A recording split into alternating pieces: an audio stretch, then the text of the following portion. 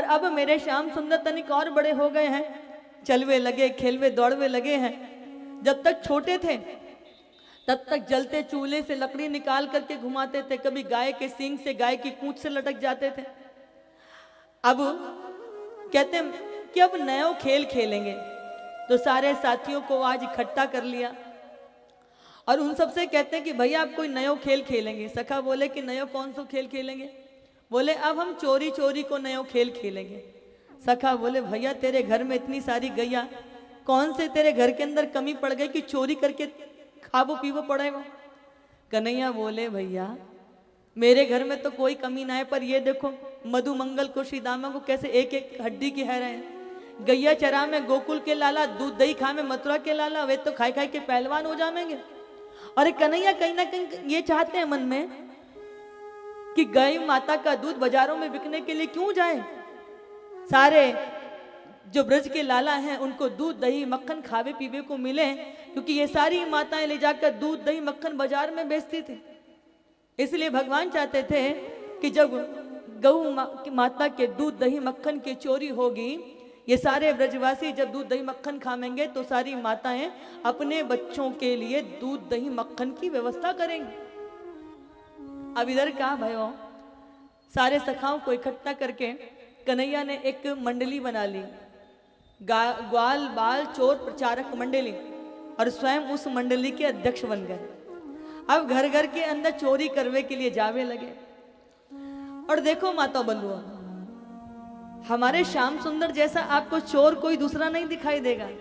दुनिया में आपने बहुत सारे चोर देखे होंगे जो वस्त्र चुराते होंगे, धन चुराते होंगे, वस्तुएं चुराते होंगे, लेकिन मेरे श्याम सुंदर जैसा चोर ना हुआ है ना होगा, क्योंकि ये वस्तुएं नहीं चुराते, ये तो भक्तों के हृदय को चुराते हैं। इसलिए ऐसा चोर कभी दुनिया में होने वाला नहीं।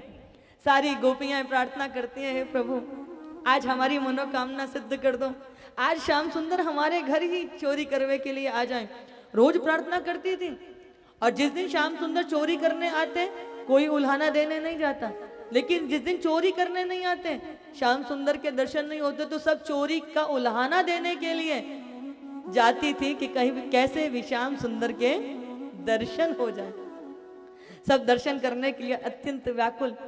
अब ये सारी गोपियां इकट्ठी होकर के यशोदा मैया के द्वार पर उल्हाना देने के लिए चली गई।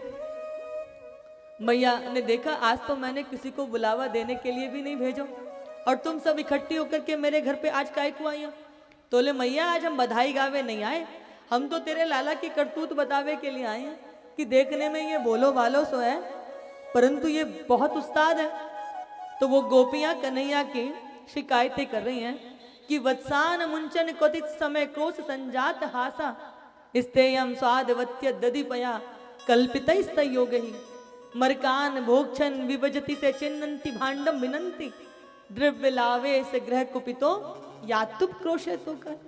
मैया तेरो लाला हमारे घर में, देखो एक गोपी यशोदा मैया से बातें कर रही है और सारी गोपियां श्याम सुंदर का दर्शन कर रही हैं। तो वो गोपी क्या कह रही है कि मैया तेरा लाला हमारे घर में असमय आता है। असमय का मतलब कि जिस समय गैया बछड़े को छोड़ देता है, दूध दोहने का समय नहीं होता, और गैया बछड़े के नीचे जाकर के, बछड़ा गैया के नीचे जाके लग जाए तो बाद में गैया दूध देती है क्या? मैया बोली बस इतनी सी बात का उल्हाना देने चली आई। तो वो गोपी कहती है मैया आगे तो सुन ले। अरे मैं नीचे गैया के बैठ गई दूध काढ़ने के लिए, तभी कन्हैया घर में आयो, तो मैंने कही कन्हैया नेक बछड़ा छोड़ दे, मैं गैया का दूध काढ़ लूंगी। तो मैया यानी ऐसी मोटी मोटी आंखें दिखाई और फिर मोते बोलो चो तेने मुँह को अपना नौकर समझ रखो है, तेरे हाथ में का लकुआ मार गो है जो मैं तेरे गाइया बछड़ाने को खोलूंगा। और मैया चार बातें सुना के चलोगो। जब याते कह में कि बछड़ा खोल दे, बछड़िया खोल दे, तो चार बातें सुनावे, और जब मना करे तो खोल खोल के भागे। तो एक गोपी कहती है मैया तू मेरी सुन। मैया बोली तू भी सुना। तो वो कहती मैया जैसे ही तेरो लाला घर में आयो, तो मैंने कही आहा आज तो कन्हैया हमारे घर में आयो है, आजा तो को आज बड़े प्रेम ते अपने हाथन ते मक्खन में मिश्री डाल के खिलाऊंगी। तो मैया पहले तो जोर जोर से हंसने लगो, फिर मोते बोले, चौ गोपी तेने का मुकु भिकमंगो समझ रखो है। मेरे बाप के घर में 9 लाख गैया हैं, तो को जरूरत हो तो आ जाइयो, अपने घर ते दे दूंगो, आई बड़ी मक्खन खवावे वारी। अब बता मैया, वैसे चोरी कर करके खावे और जब याते कह में तो 4 बातन ने सुनावे। और मैया या की हंसी में तो जाने का जादू है, जो या की हंसी देख लेवे वो तो वाई में खो जावे। फिर एक गोपी कह रही है, मैया तेरो लाला ना अकेलो ना आवे, जाने कौन किसे जन्म की या की बंदरन ते कौआन ते यारी दोस्ती है। जब ये घर में आवे एक ही आवाज लगावे, सारे ब्रजमंडल के कौआ मोर कोयल बंदर सब इकट्ठे हैं जामे। तो मैया बोली, तुम अपने मक्खन की मटकी ऊपर काय को ना बांधो। तो गोपी कहे, मैया तू कितनी भोरी भारी है, अरे ये अकेलो थोड़े ही है, सबसे मोटे लाला को ये नीचे घोड़ा बना दे में, वहां के ऊपर दूसरो तीसरो चढ़ जामे और अध्यक्ष महोदय सबसे ऊपर चढ़ के सबन को बांट बांट के खामे। तो एक गोपी कहती है, मैया मेरी बात सुनेगी तो तेरे पैरों के नीचे से धरती खिसक जाएगी। तो मैया कह मैं कि तू भी सुना, तू काहे को चुप बैठी है। तो वो गोपी कहती है कि मैया मेरे घर में तो ना दूध है ना दही है ना मक्खन है। तो मैया बोली, तेरे घर में दूध दही मक्खन ना है तो तेरे घर में कहा क्यों। तो वो गोपी बता रही है कि मैया जब तेरो लाला मेरे घर में आयो तो पूरे घर में दूध दही मक्खन ढूंढ तो फिरो, और जब याकू कहीं दूध दही ना ही दिखाई दियो तो कहवे राम राम राम राम, ये घर है कि भूतन को डेरा या घर में दूध दही ना है। और मैया ढूंढते ढूंढते वो छत पे चढ़ गो। वहां मेरी जो सबसे बड़ी वाली लाली है ना, वहां के लंबे से बाल है, वह सोती भई के यानी बाल चारपाई की पाटी ते बांध दिए और वहां के कान में बोलो हवा। अब मेरी लाली ने कहा सोचो हवा आएगा, तो वो जैसे ही चारपाई ते खड़ी होके भागने लगी तो बाल तो वहां के पाटी ते पीछे बंधे भाई। अब तो वहां ने सोची कि हवा ने मुंह को पीछे पकड़ लिया। अब सांस में सांस चढ़ गई, मैया हवा ने पकड़ लियो, बचा बचा। जैसे ही मैं दौड़ी देखी नंद का लाला अपनी पूरी टोली लेके भाग रहा, तो मैं समझ गई कोई हवा वहुआ ना, ये नंद को लाला ही घर घर में हुआ बन तो फिर है। अब बता मैया, जाके घर में दूध दही मक्खन, वहां के घर में दूध दही मक्खन की चोरी करे और जाके घर में दूध दही ना उनके बालकन ने रुआ रुआ के आवे, मैया कैसे जीवे। तो मैया ने लाला के कान पकड़ लिए, बोले लाला देख जे क्या कह रही है। बोले मैया तू बहुत बोरी बारी है, इनकी बातन में मत आ जाइयो। मैं जब घर से बाहर जाऊं खेलवे के लिए तो मोकू पकड़ने में रास्ता में कभी कह में कि कन्हैया देख हमारे मक्खन में चींटी पड़ गई है, नेक बीन दे तो तोकू बहुत सारा मक्खन देवेंगे। अब बता मैया मैं इनके मक्खन में तो चींटी बीनूं। कोई गोपी पकड़ लेगी कि कन्हैया नाच के दिखा, तो मैंने कहा मैं क्यों नाचूं। बोले तू अपनी मैया को भी तो नाच नाच के दिखावे। तो बोले वो तो मेरी मैया है, जो कहवे कि सो करूंगा, तेरे लिए काय को नाचूं। तो क्या मैं ठीक है जा, हम तेरी मैया ते आके शिकायत करेंगे।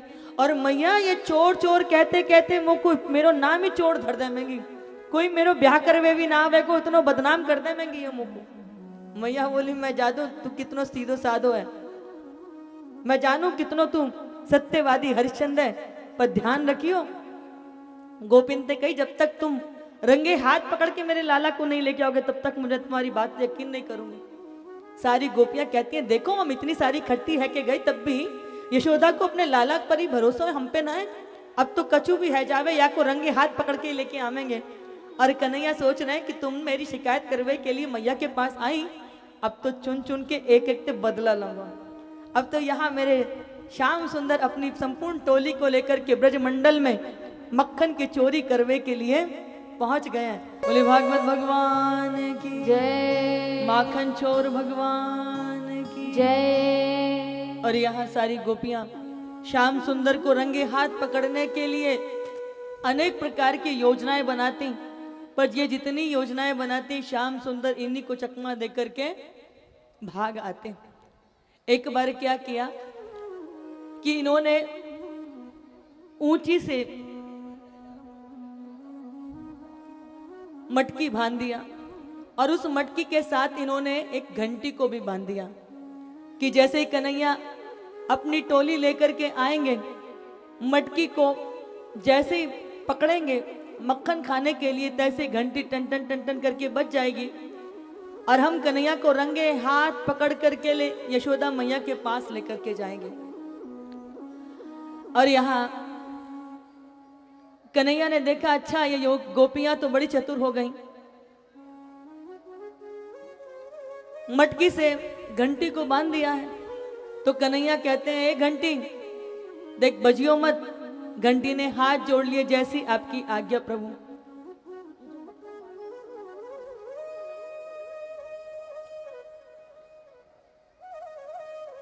और मटकी से बंदी घंटी को कन्हैया ने पहले कह दिया सभी से मेरा अनुरोध है जिनको कथा सुननी है वो शांति से बैठ जाएं, क्योंकि भगवान की कथा जब तक हम एकाग्र बुद्धि से चित्त से नहीं सुनेंगे तब तक ना सुनने में आनंद आएगा ना सुनाने में आनंद आएगा। प्रभु की वो जो घंटी बंधी हुई थी हाथ जोड़ लिए, कहते प्रभु जैसी आपकी आज्ञा। और इधर मेरे श्याम सुंदर ने पुनः आज किसी मोटे लाला को नीचे घोड़ा बनाया, उसके ऊपर दूसरा तीसरा ऐसे सबको घोड़ा बना करके सबसे ऊंचे खुद चढ़ बैठे और फिर सबको आज अपने हाथों से खूब माखन बांटा है। सारे बंदर कौआ भालू सब मक्खन खा खा के तृप्त हो गए। और फिर बाद में जैसे ही उन्होंने अपने मुख में माखन डाला तैसे ही घंटी टन टन टन टन करके बजने लगी। गोपी ने आकर के कन्हैया को रंगे हाथ पकड़ लिया।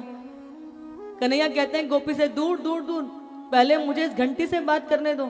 क्यों घंटी? मैंने कहा था ना कि बजियो मत।